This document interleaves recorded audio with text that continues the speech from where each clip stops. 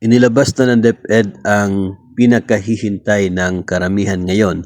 Ito po ang DepEd order para sa implementation ng wellness leave para sa mga personnel ng Department of Education. So ito po ay leave na approved ng Civil Service Commission na 5 araw sa loob ng 1 taon at pwede po itong ma-avail na wala pong bawas sa existing na service credits ng mga personnel, ng mga teachers.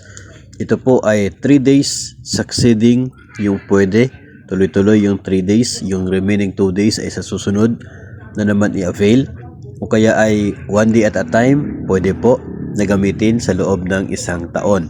So mag-comply lamang po ng ito pong Civil Service Form number 6 or Form 6, 2 kopya, at doon po sa others na category, doon po i-check at lagyan yung blank ng wellness leave.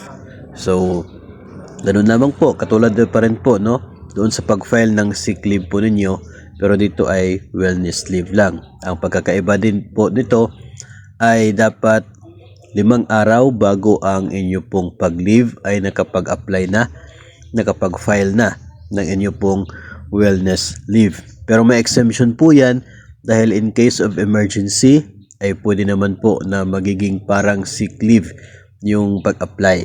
Immediately after ng inyo pong pagbalik sa duty, doon po i-process ang application para po sa inyong wellness leave.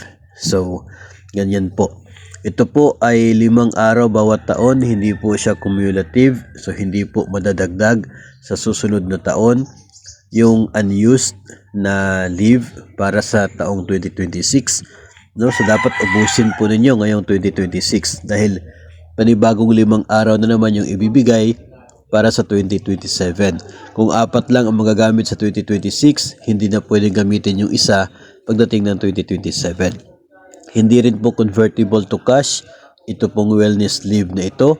So dapat po talagang gamitin po para naman ay hindi sayang yung chance. Wala pong mga requirements na hinihingi, wala medical certificate, wala pong assessment galing sa isang kung ano man, psychiatrist or ano man po, no, wala pong mga ganyan na mga requirements dahil kahit gusto mo lamang po na magpahinga, no, yung general break from work, pwede po yon, sapat po yon na basihan para ikaw ay mag-avail ng wellness leave. So good news ito para sa lahat ng mga DepEd personnel. Available na rin po ito sa iba pong mga ahensya, but for DepEd kasi ay pinahihintay ang DepEd order. Ngayon ay available na, so pwede na po tayong mag-apply, no, dahil sabi po sa effectivity na nasabi pong order, effective immediately upon publication of the DepEd order sa website ng Department of Education.